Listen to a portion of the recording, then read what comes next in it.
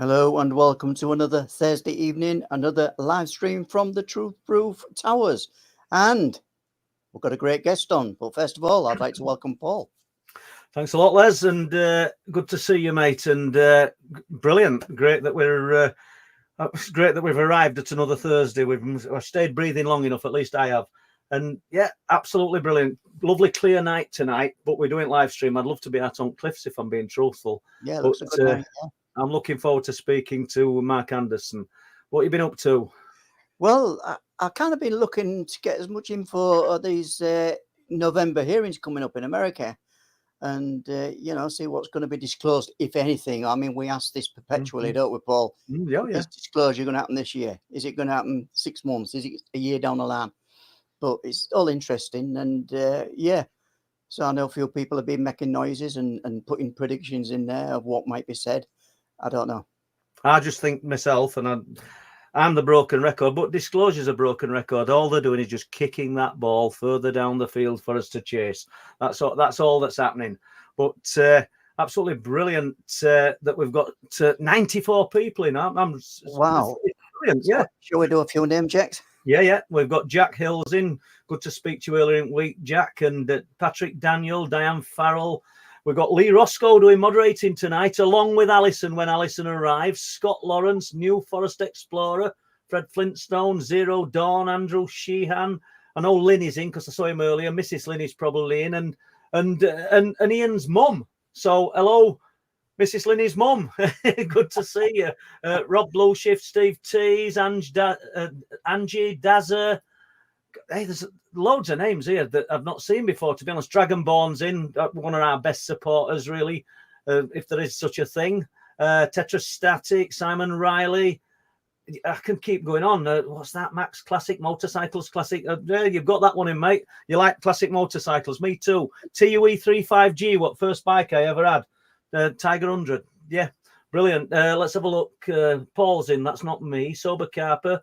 So, Galba, all good. Beer Monster, go on and on. Oh, my best fan. I had to make a note of this one. There she is, super fan Deb, and she's good. She's probably just thrown a cup at screen because it's my mate's wife, Mark, and bit of tongue in cheek there, but good to see you, Deb, if you're there. DC Moan and Richard and David Bancroft. We've got to get you on, David, for the Loch Ness stories. We know we've got to do that. Jojo UK, Jonathan Chapman, Tino. I've got to stop, and let's do it. Right then, let's go. The Big Bird live stream for Thursday. Welcome, Mark Anderson. How are you doing, Mark? Hi, Paul. Hi, Les. How are you getting on? No, it's good to see you, Mark. Yeah, and just before we do anything more, I'll just say I'm going to disappear. I'll come back with any questions from our good people in the stream tonight, and I'll see you a bit later, guys. See you later. Excellent, and great to be having a chat with you, Mark. And for anybody that doesn't know, Mark Anderson, Scottish UFO, paranormal, unexplained researcher, and there'll be a lot of people, Mark, that probably haven't heard much about you, and that's not because what you do is not important, because when you have fired things at me over the years about what you've been looking into and what you've been experiencing, it's just as interesting as anybody I've spoken to. And I now know that you've teamed up with Chris Meek, who's been on 2 or 3 times. So welcome to Truth Proof, mate. Yeah, well, thanks for having me, Paul. And it's generally, I was just saying that I'm generally one of the most prolific guys on the comments generally. So I'm genuinely a big fan. I've loved your work. So it's an absolute pleasure to be on. So thank you for having me on. Oh, you're welcome. And I think after hearing what you're going to share with us tonight, people are going to be a fan of Mark Anderson. I'll be honest with you. So where did it start for you, Mark? How did this journey begin? Well, although I live in Livingston just now, so I'm quite close to the Bathgate Hills, which you've probably heard with Chris talking about quite a lot of the times. My journey started in a town called Dundee, which is the 4th largest town in Scotland. And when I was young, the house I lived in, we'd only been there for about 2 years, and there was a ghost sighting reported of an old woman. And as I look back at it and reflect back on what it was like growing up, there was just so many different things that happened. It was really quite bizarre. It was multi-phenomenon, essentially. How old were you? How old would you have been in the early days back in Dundee then, Mark? When you became aware of the ghost sighting? The ghost sightings, it wasn't me that actually had the ghost sighting. First of all, somebody else had it. For me, I sort of grew up with the noises. So if I'm completely honest, Paul, it took me a while to actually understand that some of these noises, some of these things that were happening weren't normal. Right. And that sounds pretty silly, but no, it doesn't. It makes perfect sense. yeah. I would have fears about certain rooms or certain places in the house. And it was only maybe 10 years later, when I'm getting to my teens, that I actually start to realize that these things aren't normal, and there was things happening in these rooms that weren't normal. For example, you would hear footsteps, for example, or just sort of things moving that shouldn't be. You could hear these noises, you'd hear these unusual screams.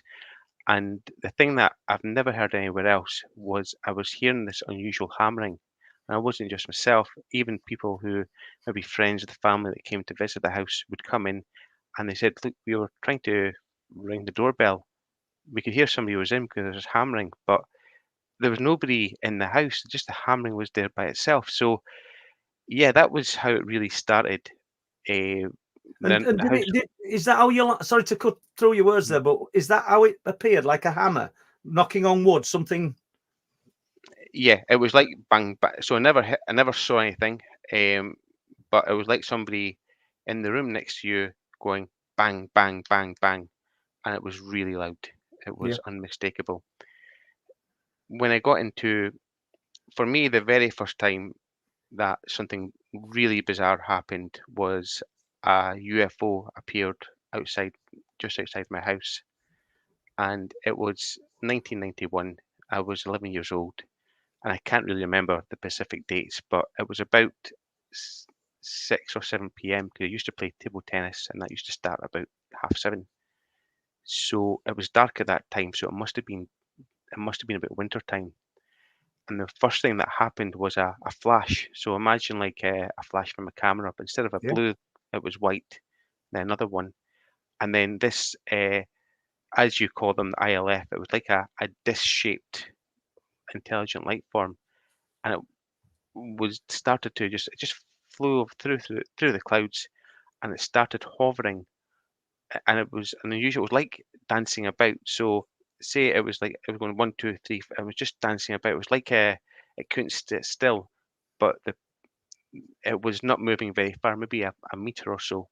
Yeah. It was and that was the very first time I saw anything, and it was clearly nothing like a drone or a aircraft, because it was just about 6, 7 feet above my neighbour's house. My neighbour had a very white house, and you can actually see the light of this reflecting off the house. So that was, answer your question. That was when I realised, okay, this is not this is bizarre. This shouldn't be happening. How big would that have been then, this object? And where were you? Were you just looking through the window and you saw the flash of light? No, no. I used to have a dog, and I was asked to take him out before I went to play table tennis, and I just got outside the house, and at the wall of my parents' house, that's where I saw it. So outside, Yeah. and it was just literally across the street and just above my neighbour's house. The one thing that for years I didn't really think about this, Paul, but I think was really unusual is that the thing wasn't really that big. I'm going to say maybe a meter or a meter and a half in length, for example. And it was almost pancake thin. So it was clear that there was not any occupants or anything that was in the craft. It was just, as you say often, it was just a light form, and it seemed to just be interacting with me. I didn't sense anything. I didn't get any mind speak, and I didn't even feel any fear either. And I just watched it as it did its kind of little dance over my neighbour's house for about, I don't know, 2 or 3 minutes, Paul. I really can't Yeah. remember. And then I had a very good friend of mine who was in the house as well, and I said, "Come out and see this." And we just watched it until we actually I kind of got a bit bored. Mm. And I know that sounds a bit silly, like you see a UFO, but after a while you just think, well, it's not doing anything else. And we went back inside. What did your friend think? Have you spoke about it since ever? Yes. Now it's not. I still keep in touch. We still see each other, but very occasionally, because that was 35 years ago almost. The last time I spoke to him was in 1996, and if you just bear with me, Paul, this is actually quite an interesting story about the last time we spoke about it. Yeah, please do. We were speaking about this, and what he said is that he lived in the east end of Dundee, which is a beautiful part of the city. And he said that I asked him, had he seen anything since then? And he remarked to say that he had seen like 2 orange flares fly up, and that was it. And that was 1996. And I never thought anything of it. I just thought he was actually maybe being a bit silly. But what's interesting about it is about 20 years later, when the last time I saw a UFO, I was I lived in Fife at this time, and I was parked at a car park, and we're just looking over the River Tay. And I think it's quite close to where you had a report before from an orange light in the Fife area. And lo and behold, I saw a flare fire up, and never exploded. It kind of just did almost like a semicircle, and then another one, and then another one. I thought, okay, that's bizarre. And then this beautiful golden orb, and I don't know how big it was. It was at that side of the city, and again, these sort of things should have been seen by half of Dundee and a lot of people in Fife as well. There was no reports that day. And again, the light was reflecting off the water, and I could see it really clearly. So I found that interesting to that I'd saw the same thing that he had You were all those describing. years. Yeah. And I've always wondered, is it a telepathic thing? They were taking something out of my memory, or was there something a bit more to it than what I was thinking about? And not to crush that, because you were there, I wasn't. But you used the word flare. What makes you think it weren't a flare then, Mark? Well, the first 2 or maybe 3 of the objects that were going in the semicircle, if I was just to say that without anything else, I would accept that that was a fair flare. But then this golden ball, and it was almost like a mini sun, Paul. It was like, Right. imagine somebody had taken the sun and taken it about to a 20th of the size and just put it in the sky. That's not a flare. No. And it certainly was there for a good few minutes. Flares don't last for a good few minutes. And they certainly, from my understanding, they'll move. Yeah, I was going to So, say, did it stay in the same location? yeah, it was exactly in the same location. So Yeah. that I don't believe was a flare. I have heard of a few other reports of golden orbs, golden in the city along the Tay. However, that night I can't think of any rational explanation. I don't think it could have been anything like a drone or a helicopter or anything like that. Well, So yeah, that's good. That's brilliant. And your explanation of this thing being stationary kind of rules out a flare, doesn't it? You know, very much so. And just to stay on the UFO sighting, the disc, the pancake disc. Mhm. I know I've already asked the question, but I just want to try and get a little bit more out of it. What did your friend think he'd witnessed, or didn't he ever elaborate? What did he think it was? Well, he never seemed to talk about it again, Right. or it was nonchalant when he talked about it. He didn't seem to be. For me, it was almost life-changing, but for him, it happened, and I found that quite weird. I've had other people that have had sightings and that I know of, and have either not remembered it or it doesn't seem to have affected them. They don't seem to have had that wow moment, like as you'd expect, as when you see in Close Encounters of the Third Kind, and it's just like it happened. They saw a light, and that was it. Okay, then you've summed it up perfectly. The wow moment, which is what I reckon. If we are stood on the cliff tops and we see something that we perceive as highly unusual, that's a wow moment. But you do get other people, and like you've just said, nonchalant, or just it's kind of like, yeah, I've seen it, and so what? Have you any views on why it affects some people and not others? I'm not expecting you to have anything conclusive. I haven't. I just find it fascinating. No, I don't have anything conclusive, but from my observations of people that I know that have had sightings, I feel that there's, and this one of them is actually includes me as well, Paul. I feel that how this phenomena interacts with us can interact with us at various levels. Now, I know one person that had actually seen these something similar to what I saw, the sort of pancake shift. It was actually more a ball of white light that flew into a grassy bit of land that is kind of used by nobody, and they can't remember it.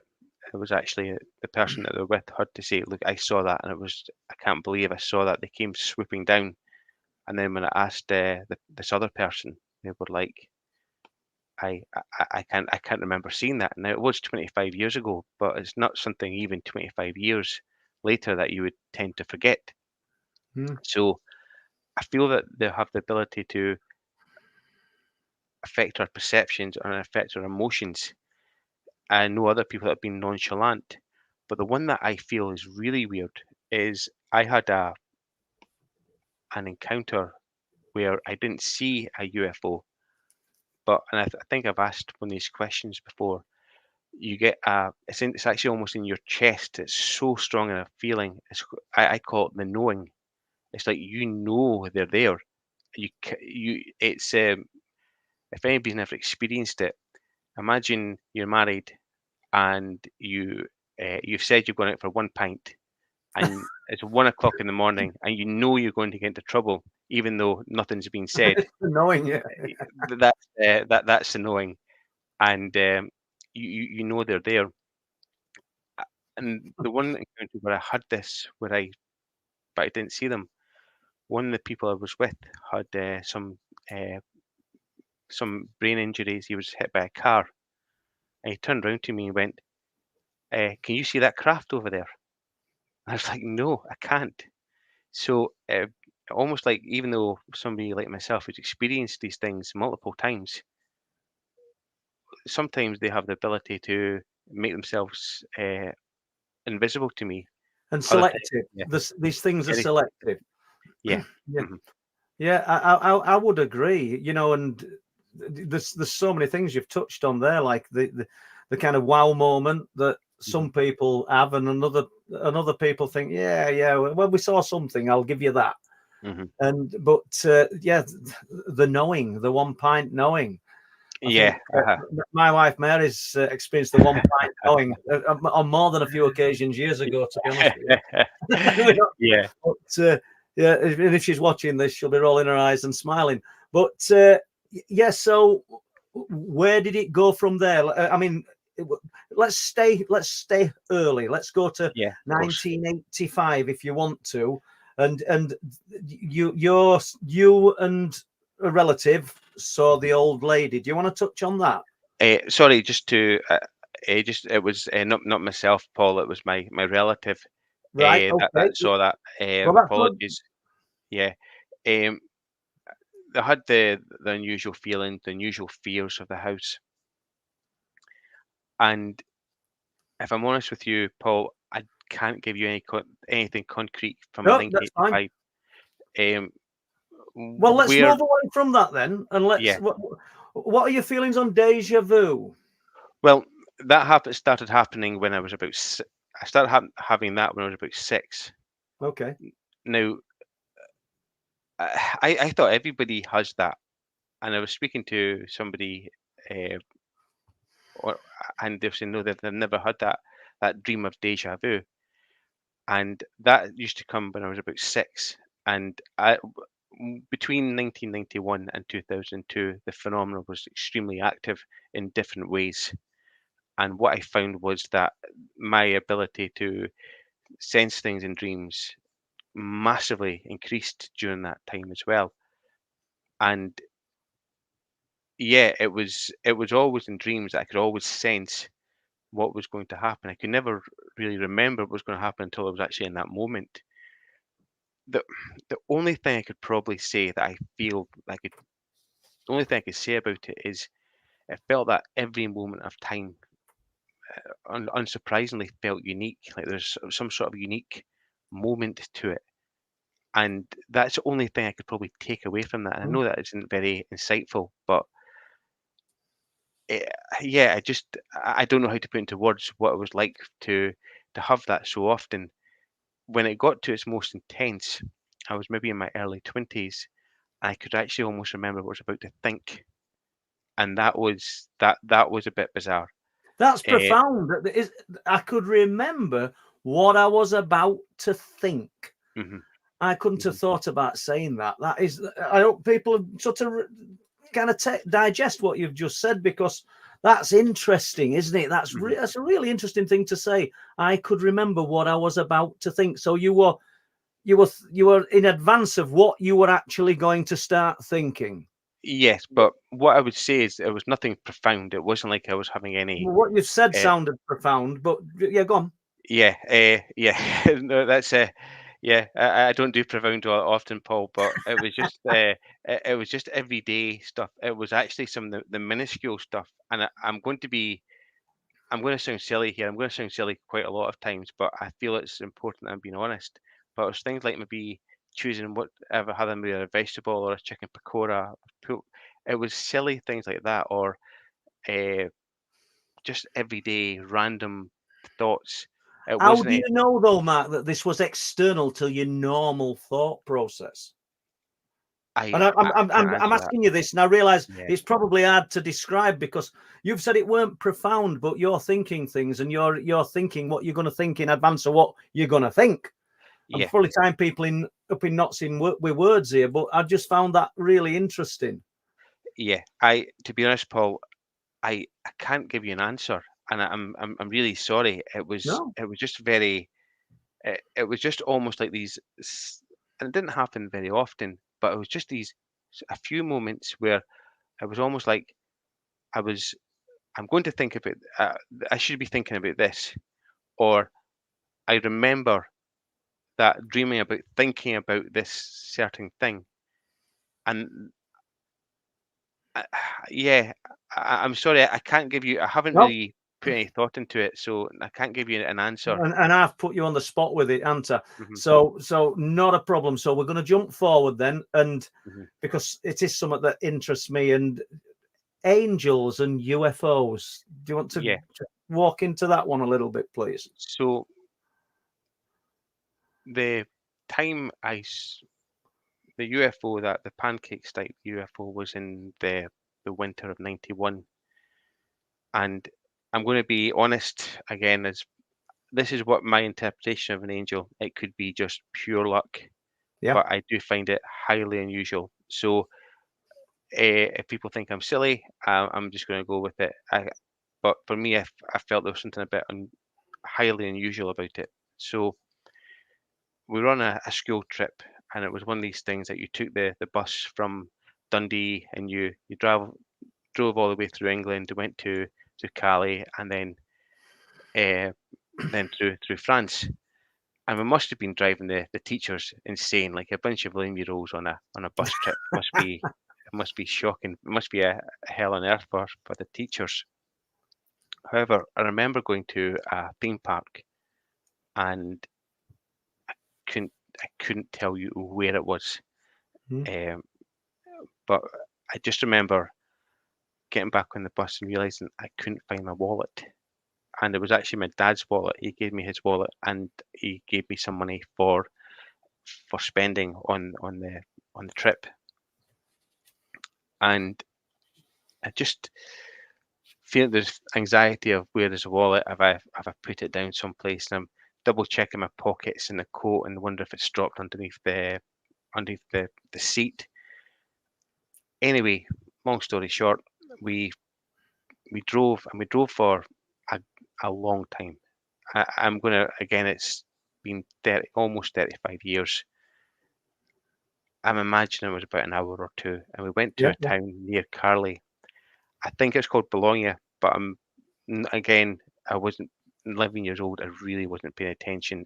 Honestly, you could have put me to Skegness, and I wouldn't have. I wouldn't have No. known. And I still hadn't found the wallet. Still couldn't find it.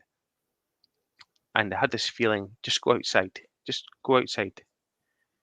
And the anxiety part of my brain was saying, "No, I need to find this wallet." And I was just like, "Go outside. Go outside." So I went outside, and within 5 minutes, I was walked into this really busy city centre, and it was absolutely bustling. And I could see this old lady had locked eyes on me. Now, just for it was about, I looked, maybe I was on the bus for about 5 or 10 minutes after everybody had left, still looking for this wallet. So everybody had scattered, and I walked, and this woman just locked eyes on me, and I felt a need to go over to her, and she handed me the wallet and spoke to me in English and said, "Is that yours?" And I couldn't believe it. And I remember the profound sense of relief to find it. And I went over to it. I went over, took the wallet, and that was it. And I was Mm. like, "Oh, thank you." I was very grateful to her. And then I turned away, and then I turned back. I couldn't see her. Now, it could have been a random old lady. It could have been that one of my schoolmates took my wallet and felt guilty and thrown it away. But this place was really, really busy, and it was in my dad's name, so it was actually had my dad's writing. It wasn't a boy's wallet. I don't know how this woman knew it was me and my wallet. I didn't have anything like a big Scottish or British flag to say I'm from the UK. She just came over to me and just knew it was mine and handed it to me, and then I couldn't see her again. So it could be potentially something that's just normal, but that feeling of, okay, there's something that need to go out, Mm. into the city centre. I just feel there's a bit more to it now. Yeah. Certainly, And certainly, and I've. you and you Sorry, Paul. travelled an hour. You travelled an hour and a half driving, where Yeah. you think you'd lost your wallet, and Mhm. somebody in another part of that country just hands you the wallet. Can you describe it, or is it? Because a long time ago, isn't it? It's. I remember her wearing like maybe a long kind of like beige raincoat, but Yeah. it's so away in my mind. I think she was a short lady, an older lady, and I think she may be wearing a hat, but I'm not too sure. But that memory's stuck in your mind all this time, and why not? Because it seems like I don't know, throwing a penny into ocean and then expecting to find it again 6 miles away at Filey, or if you're in Bridlington, do you know, which is going to be impossible. Yeah, Yeah, this woman just hands you a wallet, and yeah. are these and other things that run through your mind often, or is it just talking about this now has kind of brought it to forefront to your mind, or do you still run these events through your mind quite often? Not too often. I have done in the past. Now, the reason why I kind of put this angel hypothesis through it was there was a book called Seeing Angels. It was actually done by a lady who wrote a PhD, and it was only reading her book, which she said that a lot of people who witness angels have had this person that's maybe an older type person who has come over and helped. And I maybe read that about 10 years ago, and I thought, I wonder if that's a lady who, wonder who that lady was. May have been, that might have been what I had seen that time, is this old lady came over and gave me that wallet. Now, why I think that's important to me is after all the other things I saw, it suggested a benevolence. There was other times where the phenomena seemed quite benevolent towards me. Other times it was a bit scary, but it suggested that at least part of it um, is benevolent. And for me, why that's important is I feel that there's it gives me hope of maybe things like if there's angels, there's an afterlife, for example, and that there's something good after this. So Yeah. that's sort of more than just being able to a silly wallet. It's that ability of this phenomenon. There's good parts to it, and if we're able to interact with them in a positive way, that there's maybe a lot more that we can see and can enrich our lives and other people. But it's it gives you hope of almost like of things can be great and things can be good even after this life. So maybe a bit silly. No, But not at all. And so, do you think then, Mark, that it could be our mindset and our intention that decides what interacts with us to some degree? um, yes, yes, I do. If you don't mind, I'm going to share a few things that are quite personal to me, Yeah, but please do. they do they do suggest why I feel that. So I've seen UFOs like not the pancake one was probably the closest one I'd ever had. I had another experience almost as close, and actually, sorry, closer than the pancake one. Sorry, but the rest of them were quite a distance, but still unmistakably the phenomena was interacting with me. And I remember in these times feeling quite relaxed, quite just like looking up the stars and wondering if there's something there. And I've always wondered if unwittingly it's almost like doing a CE5 meditation, the thing that Stephen Greer advocates. I, I'm not a follower of Stephen Greer, but it certainly crossed my mind that without knowing it and wondering if I'm going to see this thing again, that it's maybe come towards me. However, the phenomena in the house now there has been inter there's been times when I've like seen the phenomena outside and come back and had like phantom footsteps and stuff like that. But the phenomenon in the house seems to interact differently, and I'm quite a high function. I'm autistic. I don't really talk about this all that often. I've never talked. This is the first time I've spoken about it. But like, say, for my youngest son is really low level functioning, and when he has an emotional meltdown, it's like he'll hit things. What I do, and if I'm under stress or things are even sometimes even stuff like boredom or something like that, I go quite internal, and it's almost like the emotions build up in me. And why that's important to me, why that's important for me to say that is when I was going through that sort of like when those emotions were kind of built up, and when I was by myself, the phenomena was incredibly close.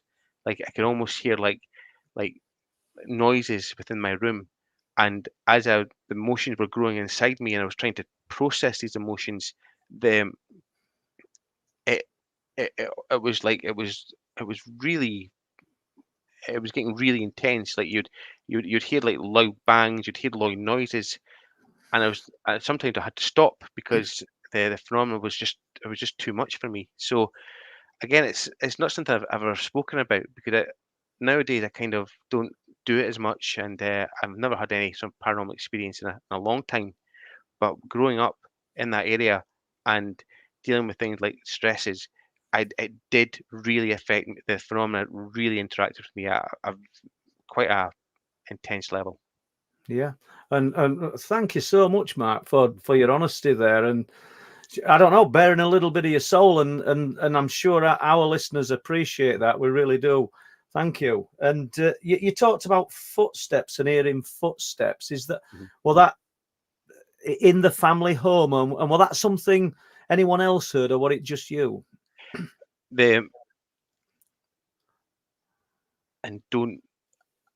Yes, there are other people that did hear it. Yeah, and but it's not spoken about. Oh yeah, no, that's fine. That's fine. Yeah. So you talked about something earlier about people, like a couple of people witnessing a UFO, having a paranormal experience, and one of them doesn't remember. One of them's got no recall of it. And I can recall years ago in property that we live in, when Jessica, who sometimes comes in chat, I don't think she is tonight, said to me, and I wrote about it in Night People, she said, Dad, she says, can you remember walking downstairs and we followed that ball of light downstairs? And apparently I woke her up and there's a sphere of light on landing and we followed, and I've got no memory of it whatsoever. And I don't disbelieve her because she told me this when she were a little girl. She told me this had happened, and she still stands by it today. So and like it's almost as if whatever it is that's interacting with us, or some part of this unexplained other, has this ability to be selective. Because I don't think anything traumatic happened. I don't think anything bad happened.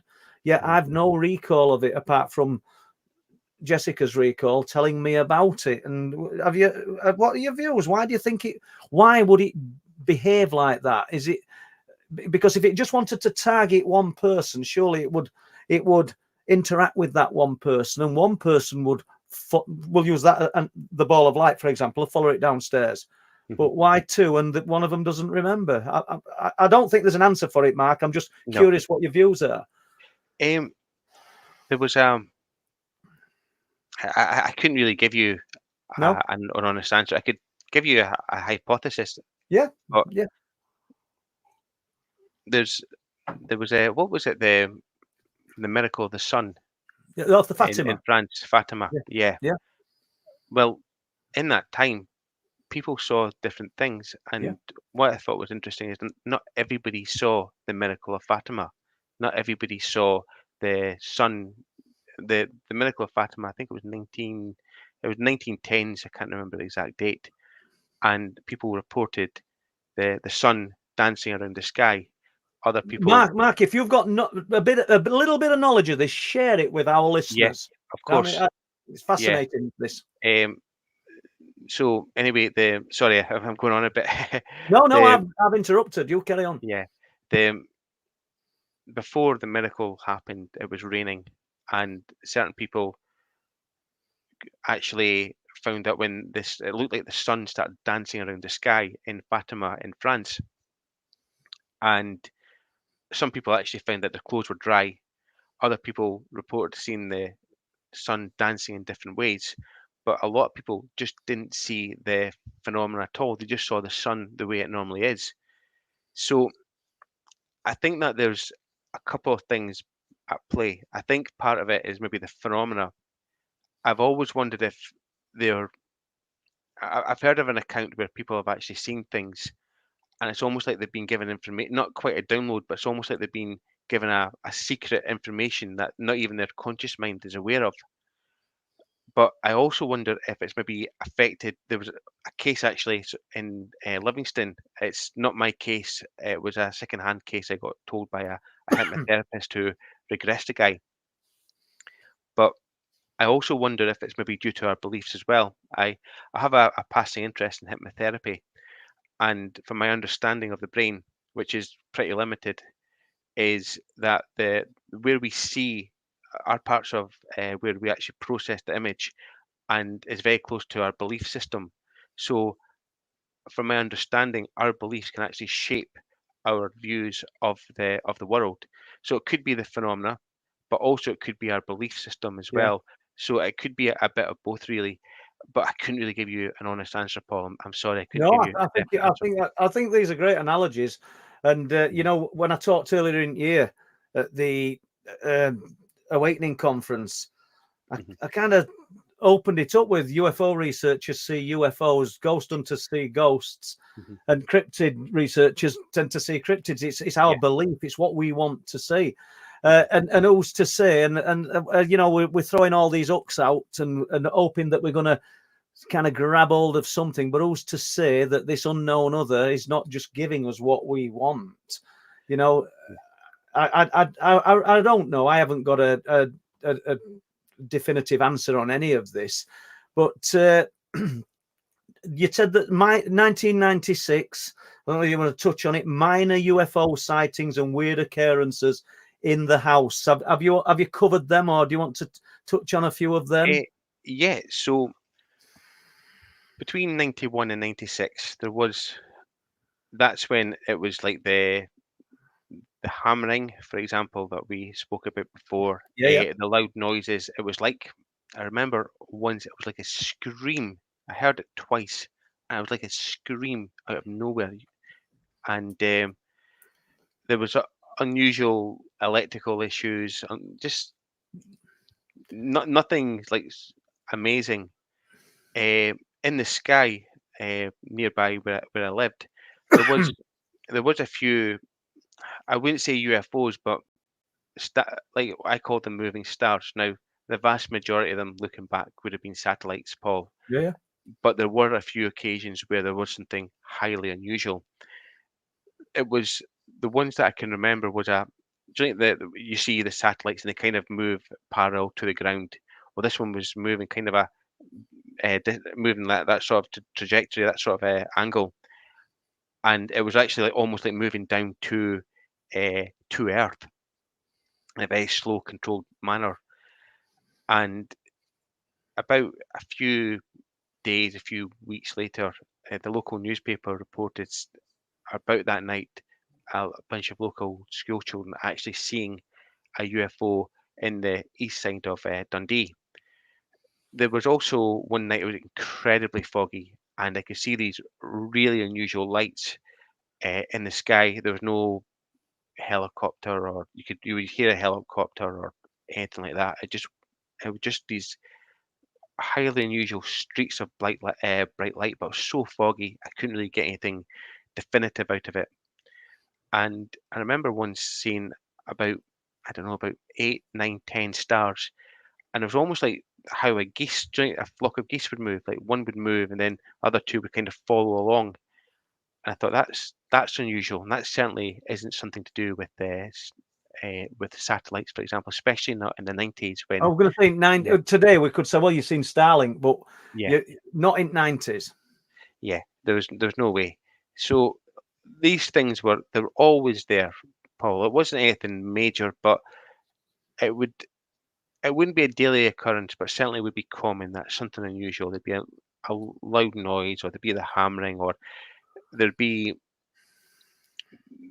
a sense of dread in the house, a sense of fear in the house, and these little things would happen in the skies, but nothing major. But then in the end of '96, and it was December '96, and I'd just turned 17, and I'd I was able to pass to go into a pub. So a bit rude, I shouldn't have done it, but I went to the pub with my friend, and then took the dog out and went for a walk around the path. And I saw, I mean, Paul, the way to describe it is it was that, like, remember I was saying about the pancakes type UFO. This was like a a ball of smoke. Do you know, like you see smoke that moves? It's transparent, but you can certainly see there's something there. Yeah. It was just in about half a meter, uh, half a meter tall, and about a meter or so wide, and it was moving highly erratically. So it wasn't smoke because there wasn't a fire, and it was also moving. I was dancing the way the pancake UFO had moved 5 years earlier. It was moving highly erratically, right to left, left to right, and it was just moving over this one area. And not the way smoke would do, because smoke would kind of make that long chain. This was just this ball of, it looks almost like a ball of smoke. And another way to describe it would, do you remember the shimmering effect from the Predator? Yeah. And it was just like that and moving really quickly. How high off ground are we talking? Or 15, 20 feet, not high. Okay. Yeah. And it wasn't over anybody's house this time. And it was almost like it didn't want to be seen. It was actually semi cloaked.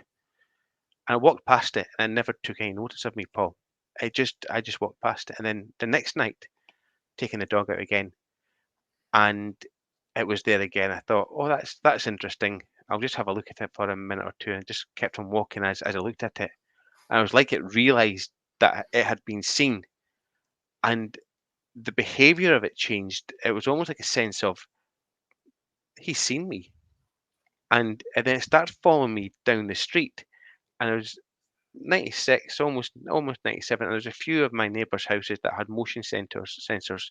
And as it was following me down the street, these motion sensors were going off and on quite erratically. And as I was moving along, it started to change. It would let out a beam of light, nothing like a laser, just like almost like if you had a curtain and you opened it up to and to let the light out. And as it was doing it, it was starting to change. And by the time it got to my house, it made these a circle out of numerous small balls of these pancake type UFOs, maybe inches, maybe 6 inches, and there was numerous of them. And they started expanding and contracting. And I was in they stopped at this exact same place where the pancake UFO stopped 5 years earlier. And then I was like, that's pretty cool. And then again, there was no fear. But then they start to expand again, and it was almost like they're coming right into the garden. And I was like, okay, that's too much. That's just too close to me. You feel fear then? Yeah, that was the first time I felt fear. And I went back, and then I went, no, well, I thought, well, it's a bit silly. I'll go outside again. And they were there, and then they came back and they started to expand again, Paul. I was like, oh no, I can't do this. I think I went out another time, and like after about 5 seconds, I just ran in the side, Paul. And just to finish the story, sorry. No, carry on. Finish the story. Go on. Just to finish the story, about for the next 3 or 4 nights, my neighbour's motion sensor would go on and off night and day, and I was absolutely petrified to leave the house, Paul. I was really scared. So yeah, it was a scary one. And this is nighttime, so you're talking about this ball of smoke initially. Mm-hmm. What I'm taking, it were grey, or it must have been lighter than the night sky. Yeah, what colour was it? It was mostly transparent. It was almost like if you've ever seen a fire at night and you can see the smoke, maybe maybe lampposts or something like that. But there's like the ambient light behind you, and you could see that there's something behind it. That's what it looked like. But again, it wasn't. There was, first of all, there was no fire. It was very close to where I was sort of seeing the fire. And the second thing is that it was making that sort. It was just like that ball. It was like a ball of smoke. So the way I can remember it, it was 95% transparent, but at the same time, there was just that bit of. It was almost like greyness from memory. But it was also moving as it was moving erratically. It itself was moving. Kind of the smoke was moving erratically as well. But from memory, it was that sort of maybe a very light grey, and I could just see it through the light from the city, basically. What do you think that their intentions are when you see these things, Mark? And I'd include myself in my own question. Do you, if that's even possible, do you think that whenever they present, they're actually trying to get some? We know they're getting a reaction from us. We know that we're reacting to what we're seeing. But do you think that the way they're presenting and what they're giving off is the reaction that they want? Because sometimes, like you said, you felt no fear. Sometimes you felt fear. Do you think that's deliberate, or just the makeup of Mark Anderson or Paul Sinclair or whoever's in the chat when they've had their experiences? I'm probably making myself look like a coward, Paul, but I probably maybe overreacted to the phenomena, and it could be that the fear was completely unwarranted. I I can't tell you. I'm sorry. The the one thing I've always felt is that there's something that I don't know about within my psyche that almost has a connection to something, that phenomena. And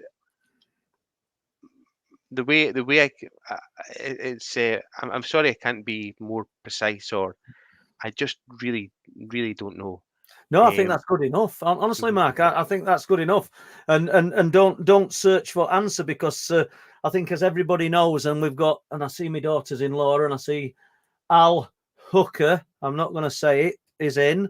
Good to see you, mate. Fred Flintstone, let's have a look. Deb Shaw, Tets, and Mike Disabled Welshman. I'm just breaking in a bit here, Mark, just Margaret Webster.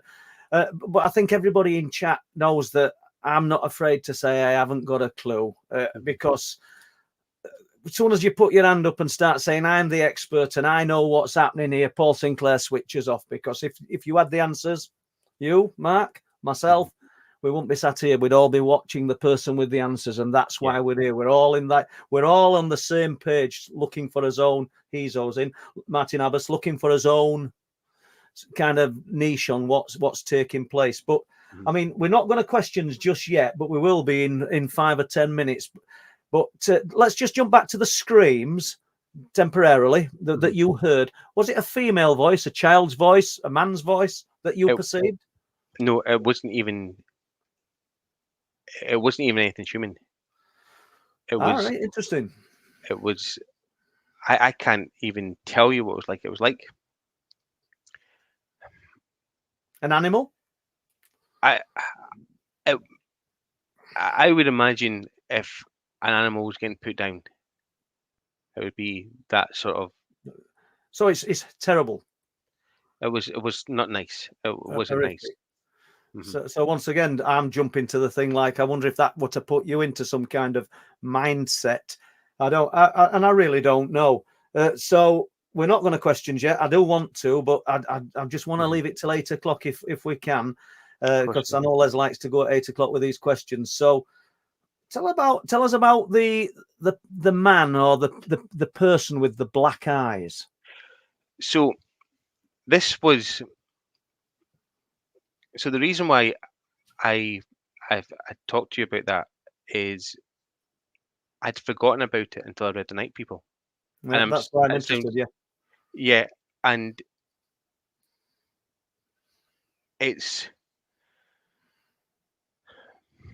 why I want to talk about it is that it's the way that you describe some of your encounters with the beings, Paul. It seemed to resonate with how I did. Now, I've had experiences with things that are a bit scary, but this thing was behind my parents' wall, so it didn't seem to be a. It didn't actually seem to be going into the garden. I think if it went into my garden, there would be a sense of it, almost like an invasion. That would be too much. Right. But it resembled a relative of mine, and it was wearing the exact same coat as what my relative would wear, build, height, hair. And I was like, oh, that's such and such. And then it turned round and it looked exactly like him, but the eyes were black. There was nothing in the eyes. And I can't remember anything. I was like, I felt like I lost. I was like, it just felt white going over my eyes, and that was it. I can't remember. I think I don't even know if I blacked out, but it was 10 seconds. I saw this thing. I was just looking at it, but why I mentioned this was it's like I compartmentalized it in my mind, and I'd forgotten about it. I hadn't thought about it, and when I read The Night People, and you talking about your beings. And if I remember the night people correctly, and sorry if I've misunderstood it, I felt that you compartmentalized things, and it's only through reflection, looking back in your mind, and that you things came back to you. There's like yeah. triggers that, yeah, because I noted that you said you'd wish you'd not read Night People. Yes. Now, the reason why I said that, it was it was actually one of the best books I read on UFOs, and the reason why I'm being so honest with you Oh, is I that like it. You tell us, yeah. yeah, the reason why I wish it didn't is that when I had that encounter, which I believe was an angel, after the encounters after that ball of smoke, they always kept away from me. So it was almost like they realized like they'd come too close and scared me, so they kept their distance. So I always sense a benevolence in the phenomena that I've been dealing with. Certainly the things that I've been dealing with the light forms, intelligent Yeah. light forms. And when I read The Night People, it seemed that the beings that you were having experiences were completely different. Now I know that you had experiences with things that appeared to be angelic, but certainly from the notion of the book that I read, from the gist of the book, I felt that these things were not not good. They Not had good. a No, sort no, of yeah, yeah. I would agree. So the reason why I said I wish I didn't read it is nothing to do with yourself. It changed my worldview on how the phenomena is and how it deals with us. Yeah, well, thank you. And no, your opinion is as valid as anybody. And I know that there's been a few people who've read Night People and said it's scared them. And I never ever set out to write something that was scary. What happened to me, I found frightening, but I didn't realize other people would find it as frightening reading it. Some of the things. And we earlier in year. We went into Danes Dyke, myself, Sarah, my eldest daughter, because I can see Laura's in here now, but Sarah don't really watch this much, and Amanda, and we went because there'd been a few strange experiences that had happened in Danes Dyke on this particular date. So we went in. We didn't expect to see anything, but we thought, like, we're marking the date, we'll go in. And then Sarah suddenly started talking about things that had happened in the property. Mhm. And I'm going to use it as a short. I actually filmed her because she laughs. She says, "Are you actually filming this, Dad?" And I said, "Yeah, I am." And she starts laughing because I'd got all this on film and I've been sort of putting it together, even though it was well over 6 months ago. I've just been looking at it this week. And I said, I never heard it. I never knew any of these things. And there were things, I wouldn't say on a absolutely terrifying scale, but there were things happening with the girls. I mean, Laura's in here now, and I know she'll not mind me saying it. And there's things happened. And I don't know, writing Night People, I don't know whether they say these things follow family lines. I've got no evidence that anything happened to my parents, but there's things definitely happened with our children that haven't been particularly brilliant, and she knows about it, and Sarah didn't. I'm kind of rambling a bit now, but yeah, it's, there's more. There's probably more to Night People. I could probably add more to it, but and I've just prolonged that just to get to questions, haven't I, really? So I'm sorry. Well, only can I say about the lines. I'm going to say no comment regarding my family. Yeah, no, I'm on about my family. I'm on about mine. Yeah. But that's good enough. And see Stan Smith's in, Steve Moore, Andrew Wild, Gary Clark, Hizo, and Dazza G. And we're going to go to Les for questions. Are you okay with questions, Mark? Yeah, of course. Excellent. And thank you, Mark. What I've heard tonight has been absolutely fascinating. And I tell you what, I echo what Paul says. It really, really, it's very hard to talk about your own personal situation. It is. And I commend you for it. Thank you. Thanks. Right, I'll start off with a couple of general questions here, Paul. Yeah. And I know our friend has got this one, and I'll put that one on the screen. Alf Hooker. Hello, Les. Hope you're still great, mate. Question: why is it that somebody can have such a massive experience like I did, but absolutely nothing before it or since? Now, Alf, we did work with you and on Wolflands, and thanks for your input on there. And yeah, your experience was absolutely traumatic, as anybody who's seen Wolflands will testify. So why is it you've not seen anything? Perhaps it's a territorial thing. Oh, maybe the place that you was at and the time you was at, that period in time, that's why you saw it. But obviously, if you not put yourself in that position again, or nowhere near there, and I don't know if you have or not, then maybe that's not going to occur. And my views on it, because well, if you don't mind, Mark, well, we'll just deal with this one, Mark. Are that maybe it were a combination of people who were in there with you, and for what it's worth, people, if you've not watched Wolflands, watch it.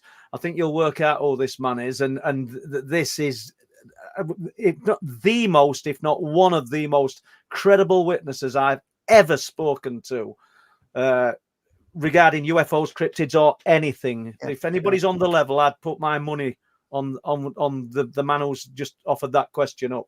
So I think that maybe it could be a combination of people that were in there with you. Quite possible.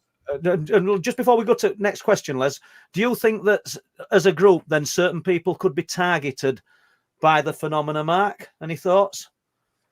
Certainly, I think there's some people that are more prone to seeing things than others. The one thing I'd also wonder about is from watching Wolfland is that a lot of these places seem to have had historical things happening as well. So I wonder if it's a combination of maybe time. I've heard of things like ley lines, for example, and the energy could be prominent at certain times. It could also be the location and the person. It could be all these combinations put together that these things seem to happen to certain people. Thank you. Okay, and this one, Tree Blind Thrice. Hi, Les. Paul, have you tried or thought of getting a group together to try doing the CE5 protocol? Well, I know you've done variations of this, Paul, so if you want to explain what you've done. Well, me and Martin Abbas only a few months ago, because Martin's, I was a proficient in the CE5 protocol, but yeah, he's quite experienced at it. And other people have been to the cliffs and tried various variations of the CE5 protocol. And I know I've been up there with Andrew Collins, who's tried something similar. And I wonder, CE5, that's a great name for it. Why not? But I wonder if we're all trying it, like Les has just said, in our own unique way. Maybe CE5 is not that special. As everybody will have heard me say before, I'm not an advocate of the Ouija board, but it's a way. I'm not using one, and we're not using one, but it's a way to focus energy onto the unknown other, and it gets an interaction with the unknown other. So maybe it's just as simple as a combination of like-minded people thinking and concentrating on something. The CE5 protocol is a great way of looking at it, but maybe we don't have to spend any money at all to do this. Maybe everything can just come from us. What are your views on that, Mark? Les? I'll let you speak first. Yeah, well, I think what it is, I think there's a bit of converse thing happening here, because we've talked about, when you talked about it, Paul, is where you can go out, you can go on the cliffs, for instance, at Bempton, and yeah, you can say, well, is that what we're looking at? Is this an orb? Is that? We're kind of wishing it upon ourselves, aren't we? I mean, let's face it, we'll go up there and we're willing the phenomena, we're wanting something. Yeah, and conversely, and paradoxically, I should say, is that when you attempt to get a camera, either the batteries die, or you can't get it out in time, or you don't even think to get it out. And so basically, so the CE5 protocol, because we've got all this electronic gear and all that, I'm kind of saying, is it ever going to come to us? Yeah. But, well, maybe not. Go on, Matt. Well, the one thing I would say, what's said before, is that over the time between 91 and 2002, especially between 96 and 2002, I probably saw about 20 to 30 sightings of UFOs in Dundee. And without meaning to, I was just looking up the sky. My mind was probably blank, because it always is. And I was looking for things like moving stars. I just always wonder, without doing anything like following the CE5 protocols directly, I was actually sort of doing it without any knowledge of what I was doing, basically. So it could be that, as you're saying, Paul, that it could be actually, and certainly with my case, I would strongly believe that it was just basically having a kind of a relaxed mind, looking up the skies, hoping you see something, not being too disappointed, and just kind of winging it from there. Also, I think one thing that's important is that when we see things like Skinwalker Ranch, we're expecting to see a UFO every 15 minutes.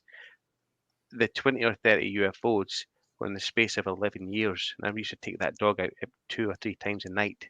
So that's maybe about, what, 10,000 times I took that dog out. And I saw them 20 or 30 times. It's not coming all the time. So I think getting frustrated or anything like that's not going to work. It just has to be nice and relaxed. And if you see something, great. But if not, don't get too worked up.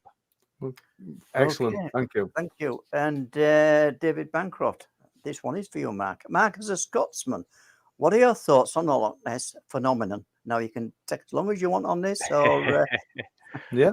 Well, I've got a few bits of information that people probably won't know. I'll tell you. I'll tell you them. I've been given authority to speak about this.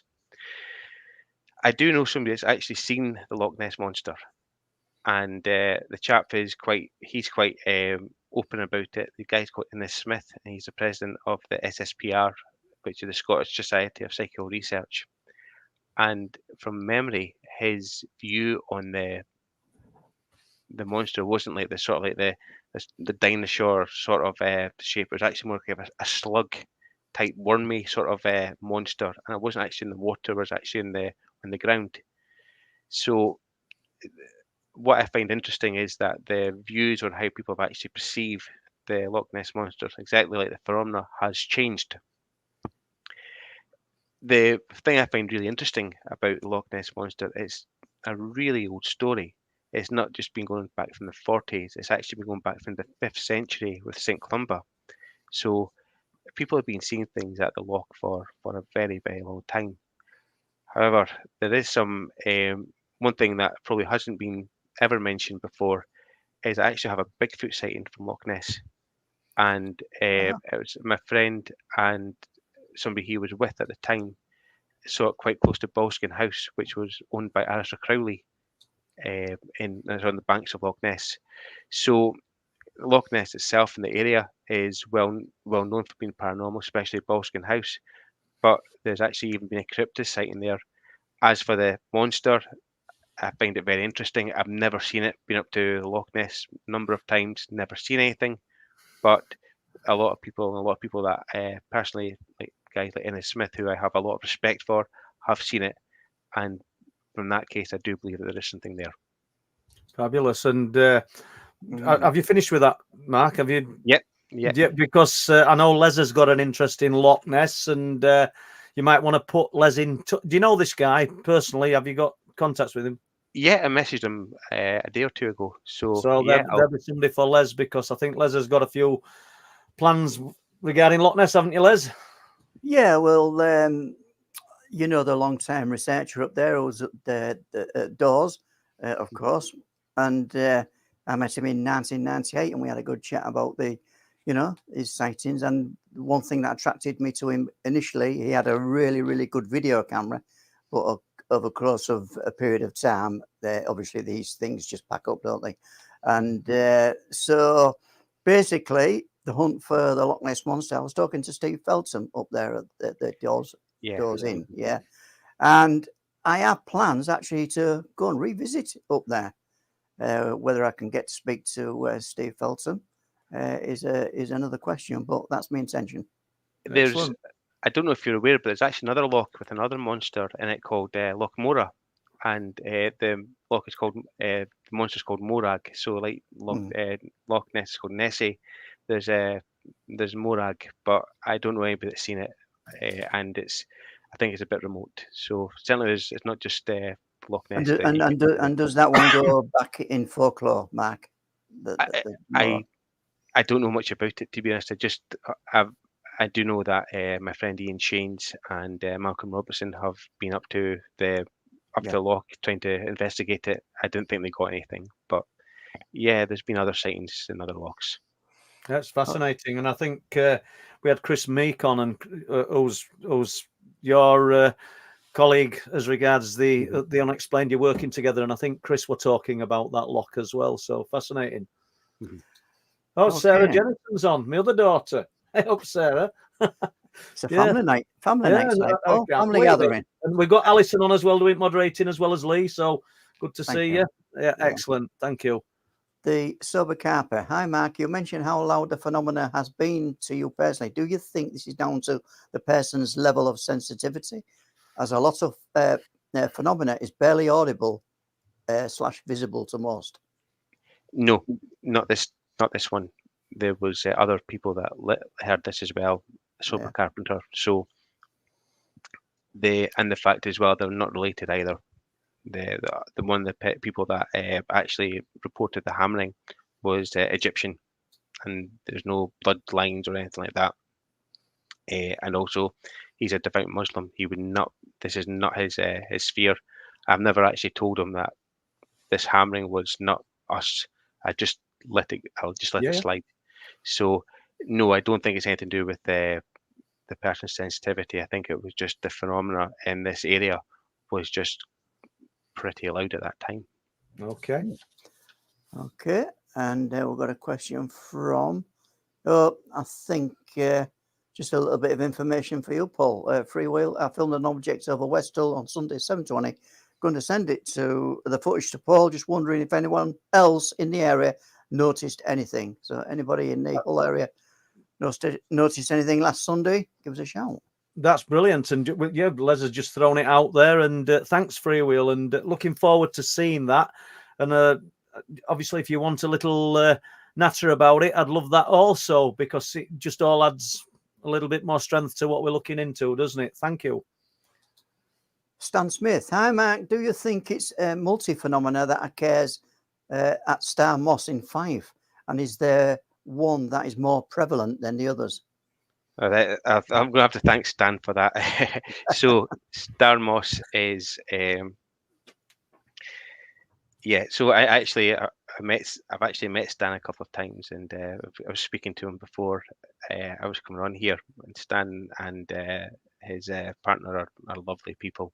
Mm-hmm. They don't rush this, Mark, because Star Moss were one of my questions. So let's be hearing about it.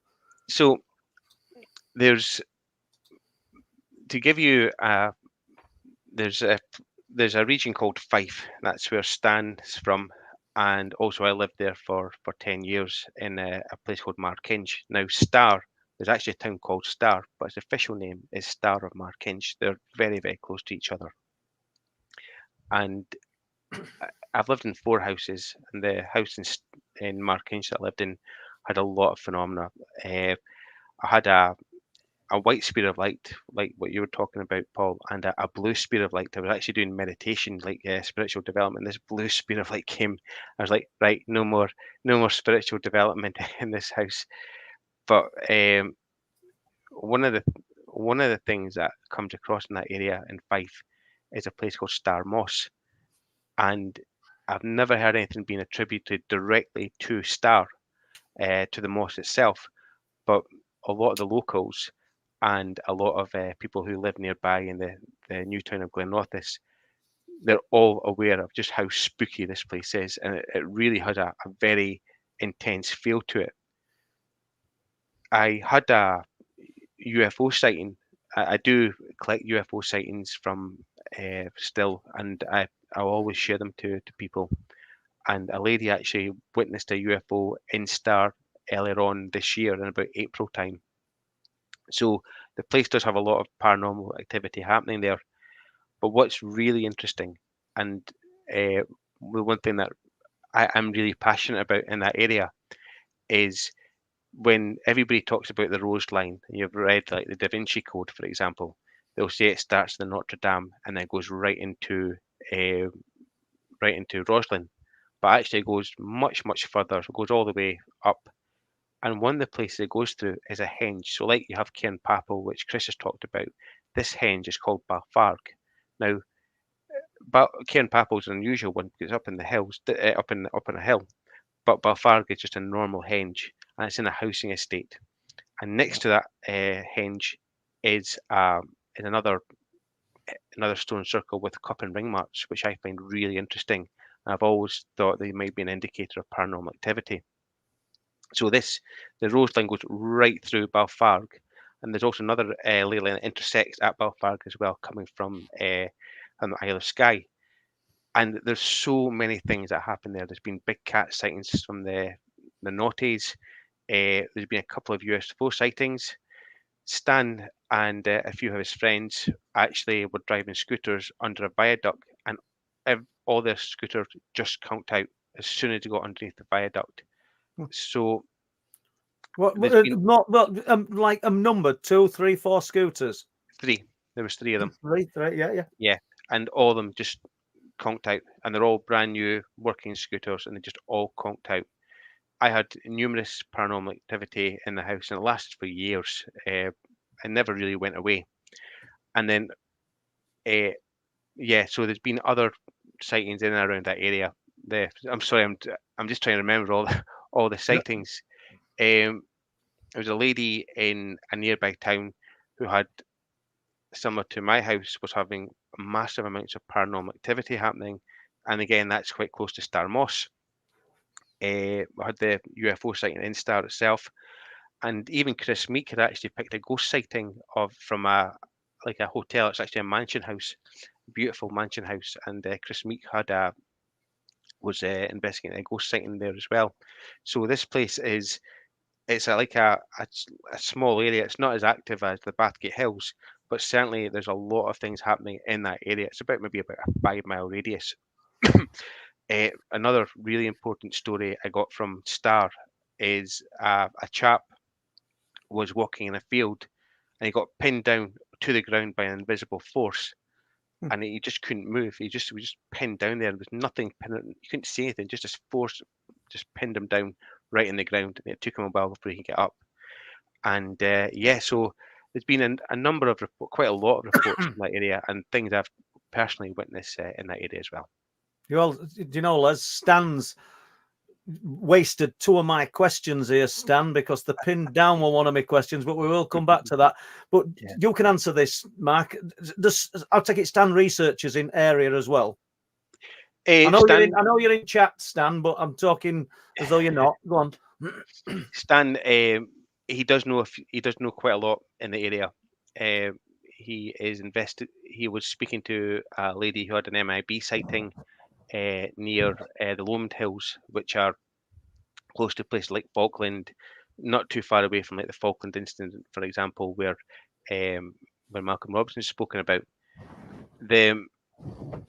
He has investigated a few areas, and we're actually hoping to narrow down and pinpoint and actually collect more sightings from that area, because we know there's more out there. Like the town of Markinch that I was talking about, the Balburnley Stone Circle, there's numerous stone circles and ancient sites, and the path between Markinch and Star. I think you've spoken about this in Wolflands, in Night People, where you actually had to turn away some places because it was just too much. I've had to do that a couple of times in that path, and it was only maybe about 10 years ago I found out that path was actually used by the English Army when I was invading Scotland, and I actually used that same path as well. So there's a lot of real negative energy between the town of Markinch and the town of Star. I wouldn't actually go on it by myself, actually. Yeah. Well, right. One last thing, because I know Les wants to get to the next question. It's 2 actually. Stan, if you want to share any of these stories with us, get in touch with Mark or with me or Les. We'd love to hear them. And just the name before we go to the next question. Star Moss. Where's it come from? Any ideas? Because we've got Star Car, which you know what I mean. I don't know. There's actually quite a benign explanation, but I can't remember what it is. No, that's good enough. That's good enough. It is with another one then, Les. Okay, we've got another question from Alf. Does Mark think or feel that what he saw was from here or elsewhere? it's definitely from elsewhere. And I could, if you could permit me maybe 5 minutes to tell you why. Yeah. I'm not a believer in, and actually can actually talk about the night people again. Do you remember you were talking about Mr. Tick? Mr. Tick, I do, yeah. they asked you, where did you live after they visited you at your house? Mm. Now, I'd actually, one thing I'd have to just say, I had on a number of occasions this old couple that would walk past the exact same spot and they never spoke to me. And it might just be two random people that just walked past in coincidence, but more than once after seeing the phenomena, they would walk past. Never interacted though. But in 1999, I had my most intense encounter. And what actually happened was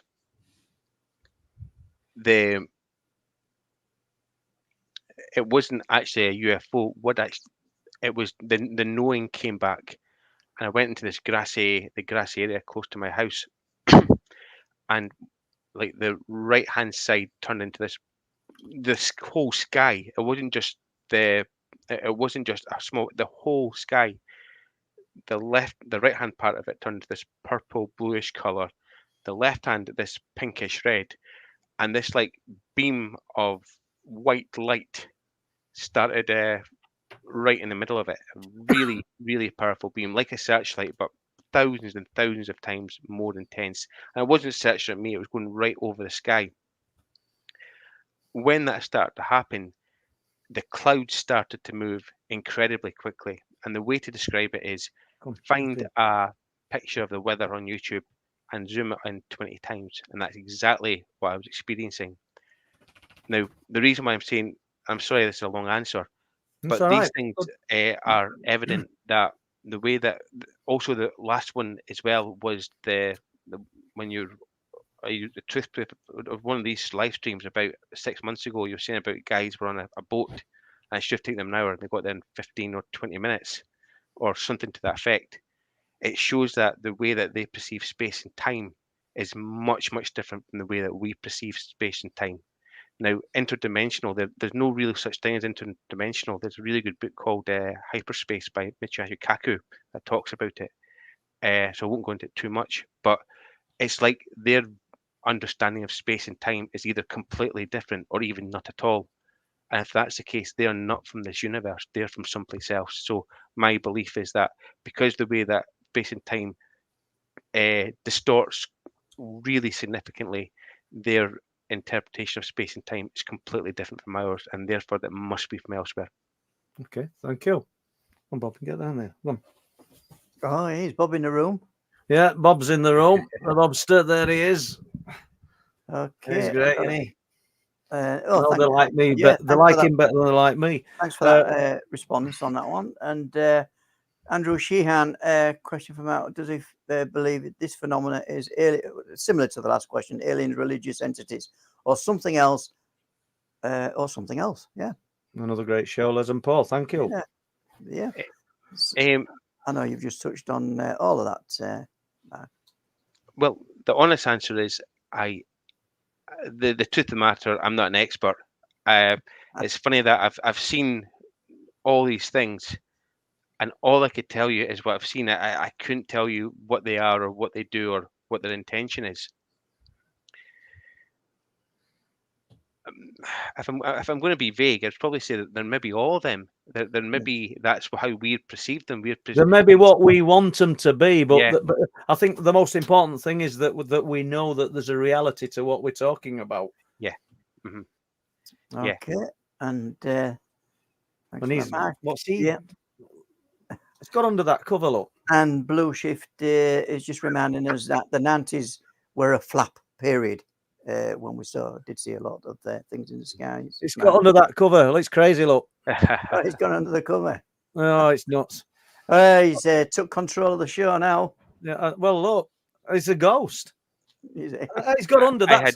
That's Mary. That she covers him up on a night. Like a baby. Sorry. Anyway, go on. Sorry. Go on. Yeah. Yeah. Blue Shift is just reminding us the 90s were a flap period. Where there was a lot of sightings of was the what was the Belgian one? There was a Belgian one in the 90s, wasn't there? That was the 96. triangles, Belgian yeah. crap. Yeah, Yeah. triangles. There were a lot of things happening then. What's interesting though is if you look at like the euphoric data set, is that as the phenomena as we've seen the phenomenon discussed and analysed the phenomena, it's changed. So in the 50s, 40s, and 50s, it was like the Kenneth Arnold style UFOs, and then the 90s, it was the triangles. And nowadays, what people are reporting is things like are just lights or things that are changing. Yeah. So it is funny that people talk about the triangles when it now seems to have moved on. So going back to the previous question, it could be that they are kind of in tandem with us, moving and changing themselves. Yeah. So do you think as we're evolving, they're changing and evolving as well? Do you think that's why in the early part of this century people were seeing airships, because that's what we thought we were developing, the new technology, and then we've seen the classic, what we'd call the 1960s UFO, the little saucer with the little glass bubble on top. Is that where we're going with it? Well, if you look further back, like say for example, if you look at people like from Scotland, like Thomas the Rhymer. Thomas the Rhymer was somebody who was meant to be abducted by fairies, and you even get that sort of away with the fairies seeing. And again, a lot of the ways that they actually discuss, it's almost like their sense of time has changed. For example, so I've wondered even if it's going further back that things like fairies, for example, may have been what people like supernatural sort of entities at that time, and that's what people were seeing. Certainly, if you go back to Yorkshire and you talk about when you're talking wolflins, all these names for things like wolves, whatever, it certainly means that whatever people are perceiving, what sort of the paradigm of the time is how the phenomena is actually representing. So certainly there is something to it. Stop. Yeah. Oh. And Sorry about that. Here's a question from me, Mark, myself. Do you think that TV, radio, films, and that can influence actually how we perceive these things? Because Kenneth Arnold sighting, Big Glass Dome, and all that, and then we had a TV program, cartoon called My Favorite Martian, which had very, very similar drawing. So are we influenced? Is it stuck in our psyche that when we see these things on film, cinema, or TV, that then we project that on what we probably are looking at out there? I would say that's a very distinct possibility, because things like TV, film, that's how a lot of us kind of imagine things. And that, like, say for example, talking about the Kenneth Arnold UFOs, my main research in the past few years has been AI and how we can apply AI to the analysing the phenomenon. And whenever people try to develop like AI art, it's always the saucers, because that's how people still in their mind see them. Yeah. So certainly the way that we're actually drawing these UFOs are still the sort of the saucer, or even maybe the triangle shapes where we've maybe seen anything like My Favorite Martian or X-Files. So it certainly could be that how we're representing it is, and it almost certainly is, these things are changing our belief system, and in turn that's how it's affecting the phenomenon. So I would say I think that's a very distinct possibility. Okay, changing tack a little bit. We've got a question from Tony Worrell. Welcome to the show, Tony, if you're still with us. But for Mark, has he heard of anyone seeing a black mass in Loch Lomond area, southern end? No, I don't know much about the west coast. The Loch Lomond is more west. It's getting closer to Glasgow. No, Tony, I really don't know anything about that area. I don't even have any sightings from that area or any knowledge of any paranormal. So I'm sorry, I don't know. As a teenager, I spent a lot of time at Loch Lomond. Obviously, I know nothing about the unexplained there, but I spent a lot of time there. But interesting place. And I've got a question, if there's no more, Les, just from somebody I've seen in chat, but you carry on. Well, I'll just get this one on screen from me and Linny. For Mark, thanks for sharing some things so close to you. And it's been good. Yeah, and it takes a brave man to do that, or a woman. Okay, let's have a look then. Steve Moore. Hi, Mark. My cat seems to just stare at something. This seems to be after I've woken from a dream which contains my mum and dad. both passed away. Have you any clue on that one? Is this regarding animals staring or animals having perception? I don't know. Yeah, have you got any thoughts on that? I don't know. Certainly, so like Bob, I've got my dog right at my feet, and but we've never experienced anything in this house.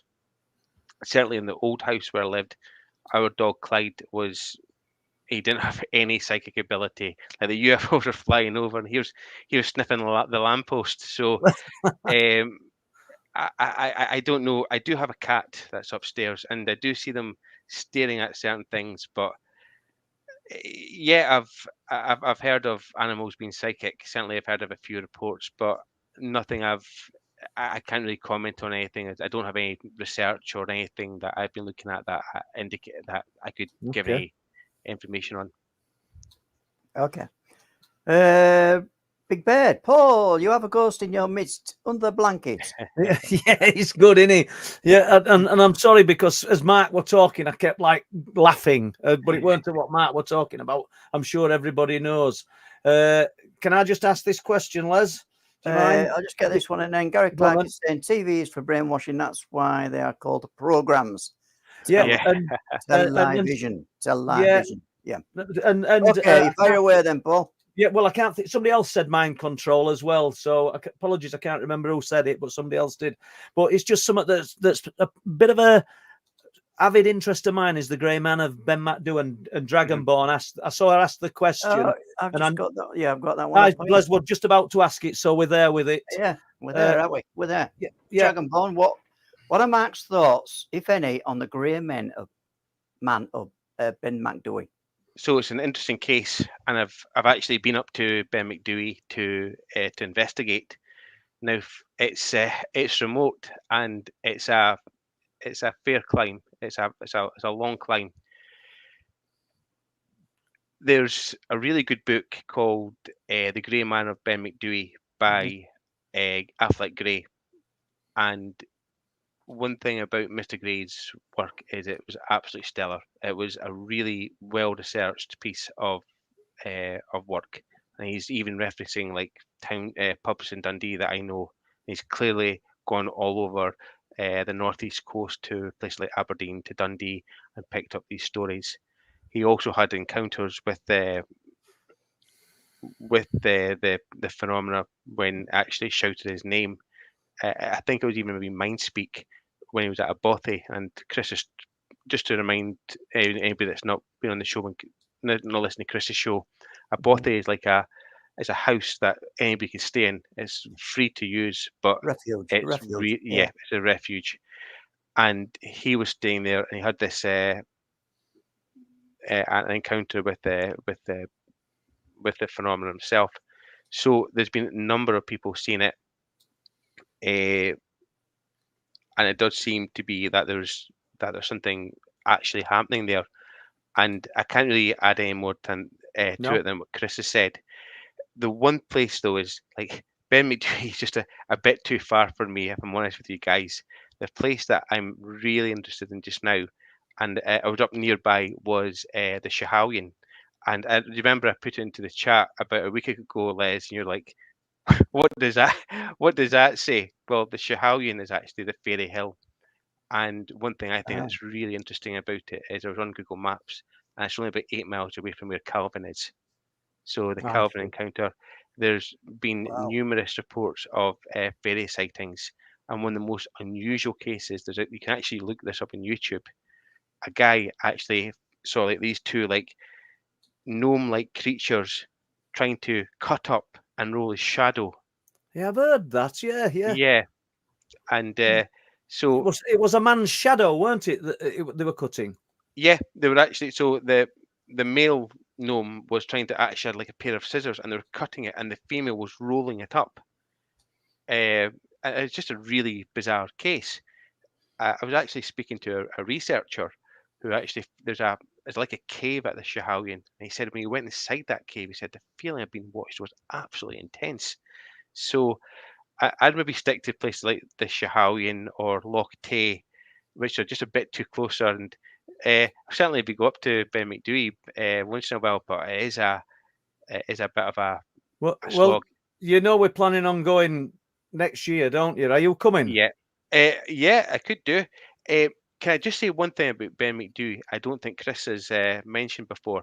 Is I've researched a lot of haunted properties within Scotland, and there's a name that comes up all the time in places that are really haunted.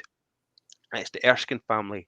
So if anybody's a fan of Outlander and they've watched season 1, there's a place called Curos. It's Cul Ross, and that the house there was owned by the Erskine family.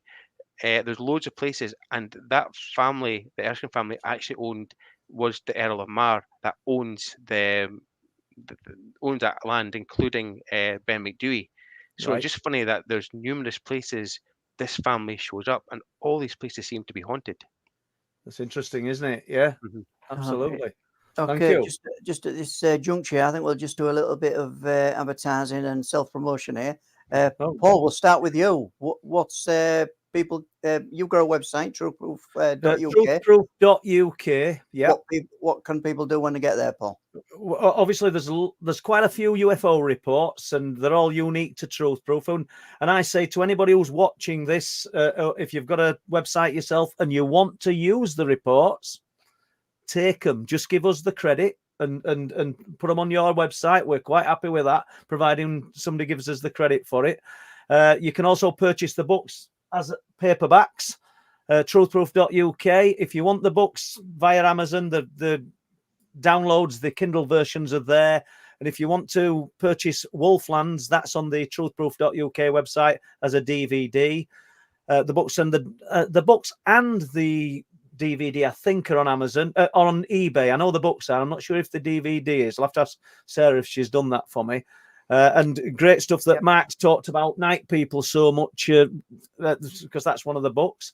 So it's there, yeah, and also the stratification tool. Were you going to say that, Les? I'm not sure. No, you forgot to mention that the Wolflands film can be streamed from Amazon. It can be bought or rented on Amazon.